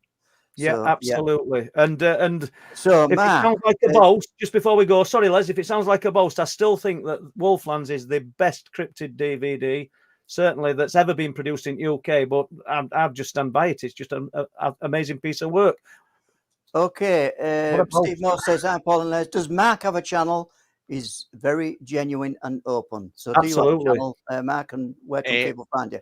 No, I don't. I've just started with Chris Meek on the Scottish Paranormal podcast. So certainly, if you want to join us there, we'll be happy to speak to you and be happy to discuss any of my research. And so please join us on the Scottish Paranormal podcast. I've also got a small group in Dundee called Dundee SPI. We are doing a Skywatch. There's actually a free-to-use observatory in Dundee. So next week we're all going to have a Skywatching observatory. Wow. Can I just, say something about Wolflands? I think it's really important. And I've said this to you in private messenger. My research just now has been AI, but been moving into counselling. And I was after having an experience with a guy who had a really horrible time with something. And when I always was questioned, was this the right move? And was actually watched Wolflands and I saw how emotional these guys are. It actually made me realise it was the right thing to do to get into counselling, because if I could, even if it's just to listen to people in a non-judgmental way, you're going to give them a lot of comfort. And I just want to say that you doing that in Wolflands was a phenomenal bit of work. Thank you very much, Mark. Really appreciated. And just before Les moves on, Sarah, my other daughter, Sarah's put in the chat, Wolflands is on eBay as well. Thanks, Sarah, and the books. But I knew it were on Amazon. I weren't sure if it were on eBay, but thanks, Sarah. Yeah, and thank you, Mark. Yeah, Mark, that's very commendable work that you're doing in counselling. And it's right. I'll move on. I'll just put this one on the screen from, I think it's a relation of yours, Paul. My daughter. Yeah. Bempton definitely has a feeling to it. I noticed something when walking around there. Hard to put into words what that is. And well, yeah, if you want to just outline the area for people who haven't visited or don't know where Well, it is. if you're not from UK, you're going to have to Google the area of Bempton in the UK. It's on East Yorkshire coast, and it's very close. It's within 3 to 4 miles of where I'm sat now, and where our girls, 4 girls, have grown up. And yeah, we've all kind of taken something from the area. Little Woods at Danes Dyke is an interesting place as well. So I know where Laura's coming from with that, and she spent loads of time over years up there with me. So has Sarah and Jess and her sister Gemma. But yeah, I'm with you on that, Laura. We aren't going into details because this is Mark's show. Yeah, we've had a few strange experiences, haven't we? Okay, and I think Mike the Welshman, Mike Disabled Welshman, is just putting you right on the location of Fatima. It was in Portugal, Mark. Do you know, as soon as I said France, I thought it was Portugal. Yeah. I was just testing Mike. And you passed the test, Mike. Yeah. And right then, at this point, do you want to run on with this anymore? Are you okay with a few more questions? Because Les always gets caned if we don't get them out. And then I've just got a few. If you want to leave them and you want to rock on, so okay, let's have a few minutes out because there is something that's interesting here, and I don't know whether people are going to. In a little while, then. All right. Yeah, okay, Les. Yep. Right. Let's jump to something that people aren't expecting: video games and characters doing actions that are clearly not programmed to do. Where are we going with that? Right. So between 91 and 95, there was, as I said, there's sort of the low level phenomena, the moving stars, or the footprints during the low things. It wasn't like the major sightings. But one thing, I don't even remember the year, Paul. I'm going to guess that unimportant. Let's just stick to the bones of the story. Yeah, and it was actually Sonic the Hedgehog. So again, guys, this is really silly. Even saying this sounds silly, but the character just stopped. I was playing it. And it stopped, and it gave me a look. Now, guys, I'm not mental. It looked not the way that it was programmed. It was programmed actually. If you waited, it would tap its foot. It didn't do that. I was just like it was I can't even remember the look, and then it jumped off screen. It just stopped and jumped off screen, so you couldn't see it, and it just never came down for about, I don't know, 2-3 minutes, and then it just landed again, and it gave me this strange look. To be honest, I can't even remember the look. I just remember the look. The look was it's not meant to do that. It's not meant to jump off screen so you can't see it, and it's not meant to. I've played Sonic for years, and I never once saw it just stop in the middle of what I was running, look at me the way it did. And sorry, guys, it was just so long ago. This is well over 30 years ago, and it just about jumped off and then came down again. And the reason why I said it and mentioned it in the things, that it was just these sort of like things that would happen all the time, just weird little things that would happen constantly, and that was the one that I kind of remember. And I think what happens is that because it's like, as I said before, it's not daily, but it's common. It all kind of, I feel it now, like 30 years later, it's kind of merged into one, and you don't always remember these things. What do you think? Because you said, "Oh, it sounds silly," but do you know, Mark? I mean, as much as it might sound silly to some people, it'll be perfect. I don't mean plausible, but it'll be possible to some people as well. Because let's face it, everyone's sat here now as their own little account or their own take on something that might sound equally as bizarre. What have you got any thoughts on why that happened? Sorry, No. I think my answer has been I don't know all night. No. One thing I'd probably say is I do feel that there's an attraction to electrical equipment, and I wonder if these things can actually are actually able to communicate to us better with electrical equipment. But, So but that's only. how could it change? How could it appear and show itself on the screen and actually become animated and do something it wasn't meant to do? I mean, and I'm asking this, and we know we're dealing ultimately with, or potentially with, something that's far more advanced than us, so we can't possibly know how it could, and it might just be as simple as flicking your fingers. But it's still fascinating nonetheless. You know, when you spoke about it, I think so anyway.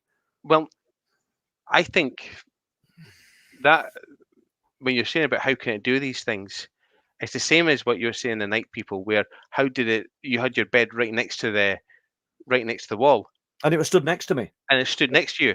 and it couldn't have It's been. Yeah, it's like how space and time, it's like I was saying before, it doesn't understand space and time, Mm. and there's I'm not a quantum physicist, guys, or so I'm. This is just a hypothesis without any backing behind it. But there's a thing within quantum physics called superposition, where it's used in quantum computers a lot, and it's like it's like if anybody's heard of Schrodinger's cat, where the cat could be either alive or dead. I I think what's happening is that we're kind of when you get into that thing within phenomena where you don't hear anything, where you're there and it's there, and the rest of the world isn't. I've always wondered that you're no longer in space and time. You're almost like in this small, embodied, encapsulated universe, and that's how it's able to do these things. And the reason why I say about superposition is that somebody I know very well who's had UFO experiences came over, and now again, it's just a theory, guys. I'm really not a quantum physicist. Uh, he came along, and do you know, like normally there's nobody around. He came along. He'd just been visiting his mum, and I was seeing the phenomena, and the phenomena just snapped. It just disappeared as he came along in his car, and that's how superposition breaks. It breaks Right. by being observed. So I've always wondered since that time, and like replaying in my mind, are we in almost like in a small encapsulated universe by ourselves, and the laws of physics don't apply? Again, I have not I don't have the education or the knowledge to actually back that up with any sort of sensible answer. It's just a theory, and if you're asking me why I think it's doing it like that, that's the best and most rational explanation I can come out with. Okay, well, it's good enough. Thank you. 15 minutes, Mark. So let's talk about. I wanted to talk about the hands that pinned the person down, because I've got a few experiences of that, but we're not going to have time. And there's so much more that I want to speak to you about. But let's talk about AI Okay, and yeah. your views on AI and the alien intervention, UFOs, and let's try and condense it to, if possible, for 5 minutes, and then we'll get Les back. Yeah. If he comes back, I'm looking on this little screen that no one else can see, and he's not there at the moment, so we'll do AI. Okay, so very quickly, when we're looking at AI, the one thing I'm going to say, it's not going to be a game changer. I can honestly say that we're not going to be able to use AI, and it's not going to tell us how they come from Zeta Reticuli, and that their names are Bob, Smith, and Tim. That's not going to happen. But we can break down AI, and there are things that we can do using artificial intelligence that we probably couldn't do before. I think the biggest no-brainer when it comes to artificial intelligence is using things like chatbots, or maybe even potentially things like LLMs like ChatGPT, not to analyze the data, but to get the accounts in. So if you ever speak to a policeman, they'll say, "Oh, we have the sooner you speak to a witness, the more accurate the statement is." Also, if you Paul, it takes a long time to investigate a UFO sighting. If you're able to get that sighting in and get the details first of all, before you've got it absolutely fresh, and you're able to get more accounts from more people, that's in itself, that's where things like chatbots, which are a form of AI, are going to be the biggest win, basically. And unfortunately, it's actually a really simple form of AI. It doesn't take much work to actually do these things. I'm actually even building out a program whenever I've got a bit of spare 5 minutes that actually can hopefully do that. So maybe in about 6 months I'll have something to show you. But that's that's the biggest win. Yeah. The other win, which I think is possible, but it's a bit more difficult, is the gentleman that you had on last week with the the camera. That's a brilliant idea. Now, where I feel that we could use AI is there's a type of AI called CNN, which is convolutional neural net, and they deal with anomalies. And what I was wondering about, this is only a hypothesis, but I want to, once I finish my first project, I would like to build out a project to try to see if this could work. What this is doing, it can actually detect visual anomalies. And what I'm hoping for is if we could detect an anomaly, say in the sky, then what we could then do is actually run it through different types of AI that actually detect things like birds and planes and then rule them out. So Yeah. by the time people come through, they'll more than them will be something like a stick or a stone or a little fly, but we will have a lot of images that are genuinely anomalous, and we could use AI to actually detect these anomalies. Identify. Yeah. Yeah. Uh, so the very last one, which I think for data analysis is, and you've heard me talk about chat, IoT. That's the big win. IoT devices can connect to anything like smartphones, smartwatches, smart homes, all these like door cameras. That's all forms of IoT. But what's really interesting is when you bring that data into databases, you can actually see patterns. So they use on planes, for example, and they detect like vibration in planes. And the vibrations are too much. They can see that they need to have preventive maintenance, and it saves lives. What my thoughts are is if we could actually detect different, for like say for example the one with batteries dying, if we could have like voltage meters, for example, and actually have them put like Dane's Dyke, Cairn Papel, Star Moss, and actually see not only things to detect and all other thing IoT devices can look through the entire Electrical yeah, disturbances and yeah. yeah. We can actually see not only big things when batteries are dying quickly, we can also see how quickly they're dying, and even micro fluctuations. We can actually then use AI to detect if we're seeing anomalous fluctuations in very small places. So I think that there's real um, things like that is where AI is going to work. There's other things, but it's probably too much. That's five. That's the 5 minutes. Honestly, just I'm sure everyone agrees. You've just brought a lot to the table that's over and above people stood on the edge of a cliff looking for anomalous lights or whatever you might be. So you know it's a massive thing that you've just talked about. And do you see AI being able to detect the phenomena, or do you think the phenomena could, I don't know, somehow infiltrate this new technology? Once again, there isn't a right answer, is there? You know, just your thoughts. Well, do you know, I remember asking you this question 6 months ago when I said, "Do you see things on camera flying past?"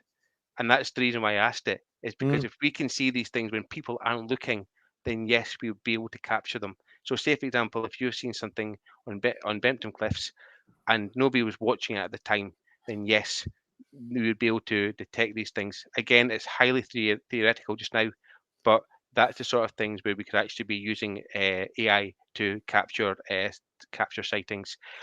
I, I'm not I'm not super optimistic. I think the chatbots is going to be the big win, but certainly things like using like AI to detect anomalies, and then using further AI models to rule out things that are mundane, like planes, for example, is going to Yeah. be the next one. So and then IoTs, I'm maybe basically, but certainly these are things I've been thinking about. It's amazing because there are things happening, Mark, that certainly from our point of view that we're not even aware of. And if Lynn is in chat, he knows where I'm going with this, and I'm sure Pete will be listening, who don't come in chat, but he's always up on Cliffsways. And he were looking through a bit of footage he'd taken last week. Les played it on Sunday when I sent it him, and nobody saw it. And there's a flash of light that lights the land up. It literally lights the land up. And like I stood by what I said, anybody who wants to look at the raw footage, you're welcome. Ian's given me permission to say, yeah, you can send it to people because it's his footage. And it literally for the blink of an eye, the land lights up a monstrous area. So to have something like AI or some kind of tech that could detect that, this was just pure luck that he were looking. He saw a little glitch that he's looking through footage. Yeah. Can you imagine some tech that could detect it? It'd be brilliant. Yeah, and basically the guy you had on last week, I'm sorry I've forgotten the guy's name. Sorry, Lee, was it?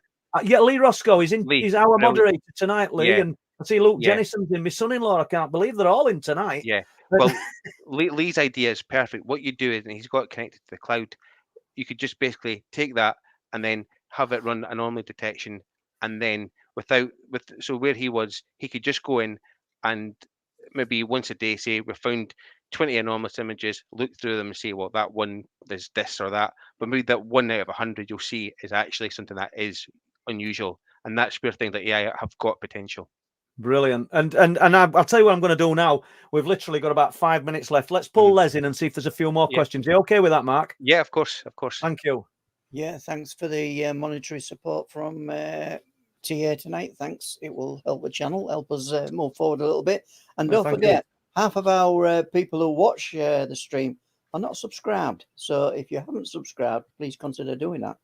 And let's just make it clear, it's absolutely free, 100%. Because we did get asked that question, is it free to subscribe? It is. Certainly is, yeah. Okay, we've got a question from Blue Shift. Question for Mark. Is RAF McKendish, I'll get that right, McKendish Airfield still active with classified aircraft? So this is in like Campbelltown, which is like extreme west of Scotland, and I have heard of reports of like things like Marines still stationed there. So I'm assuming it is, but I don't have any hard and fast evidence to say one way or the other, Blue Shift. So yeah, I'm aware of it. For anybody that doesn't know about I can't pronounce it either, and I'm Scottish. But it's almost like UK's version of Area 51, and it's extremely remote and quite difficult to get to. I don't know much about it, if I'm honest with you, apart from there have been Marines stationed there, and it seems to be under high security. I organise a meeting in Dundee once a month, and I did hear about somebody talking about Marines being stationed there, but that's the last I've ever heard. Right, thank you. And Stargazer says, great guest. Thanks, Stargazer. Thanks for the question, Blue Shift. And Portmine says, I'm going to leave. See ya. Okay, so we've got a question from Stan Smith for Paul and Mark. Do you think the phenomenon is more prevalent on the east coast of the UK compared to the west coast of the UK? Have you got any thoughts on that? I'll just quickly say I don't know, Stan. I know that on east coast, obviously, you know, we're all looking, but I don't know. Probably just needs more researchers or more people, eyes to the sky, eyes to the ground, Stan. I don't know. Yeah, the one thing I'd probably say is that Stan, myself, even where like Chris and I are, they are more located eastwise. There are the more famous sightings like Dickman Woods, which is literally a mile away from where I am now, are all mainly to the east. We were doing some filming with Ash Ellis from UFO Identified last week, and he said that he does get more sightings from Glasgow. However, I really am not aware of any sightings from that area, and certainly there's organisations like the SSPR that probably are going to be a bit more in tune with these places because they're Glasgow based. Right. Good night, Luke. And just quickly, Les, I'll just get this one in because somebody's just put The Haunting of Ibis by John D. Clyde, dramatisation, a terrifying true story. He's my brother-in-law. Somebody else, tell him to get in touch. We'd love to hear about his experiences. Brilliant. And let's put this one on a screen. He's just saying, night people gave me nightmares and severe deja vu, freaked me out. So there you go. Well, I'm sorry it did that, but it's just my truth, and that's all it is. But thanks, Ezo. Thanks for sharing that with us. Bunny Harris is giving us a bit of information here where where I live, about 8 miles down the road, is a wood called Twyford, used to be an airfield in both the First and Second World War. Really off ghost UFOs, dogmen have been seen. This is just brilliant, Liz, because Yeah. It really is, because I see what I'm seeing here, and we know we get it every week, but there's so many people with things just as interesting as what Mark's had to say, what I have to say, you or anybody else. Share it with us. You're welcome to come on. Thank you. We'll put that on our map, won't we, Paul? Yeah, definitely. Okay, question for Mark from... Here's a question for Mark. My son experiences deja vu constantly and he's very accurate. I also deal with it. What is your thoughts on why it may be occurring, this deja vu? I think there's something else behind it. So I remember when it got too intense, when I got to that part about thinking about things, that it stopped, and I felt like the way I have no evidence. I cannot prove it. It's just my thoughts. But it was almost like there was something else controlling the deja vu. There was something else. It wasn't just my mind. And as soon as it got a bit too intense, it just was like something switched the tap off. And then ever since then, it's kind of stopped. But it didn't scare me or anything like that. But it was just one of these. Oh, I've dreamt that. The maybe the one thought I could give is, I know I said it before, but it was just the dreaming about it and then experiencing it. It felt that you feel that the moment is real. You don't. It's not like it's like people say it's maybe a synapse firing. It feels like that moment is exactly real. There's something special and unique about each one of these moments. It's like there's something like a timestamp to them. I don't know anything other than that. And it sounds like rambling, but yeah. Okay, well, we are at the, thanks for that, Mark, and we are at the end of the show, guys, and we've got to thank everybody for being on the stream tonight. I'm just going to put one little caption on the screen. Tommy Gunn, yes, AI is a Trojan horse. So yeah, and it was Tommy Gunn who said it's. I forgot what I said, but it was Tommy Gunn that said the question earlier that we're on about. And Alison, Lee, thanks for doing moderating, and and I've got to thank Mark and Paul for coming on tonight's show. And Paul always seems to be on the show, which is always good. No, thank you. Thanks for being being a nice guest. Yeah. Well, thank you for having me on. And if we ask you if you would come on again, Mark, at any point, would you? Oh, very much so. I just, as you could tell, I'm a massive fan of you guys. So it'd be an honour to have to be asked on again. Loads of questions for you that we didn't get through. So on that note, we've got to leave, and we're going to say goodbye, and we'll see you all hopefully on Sunday evening. So good night. You will. Thank you.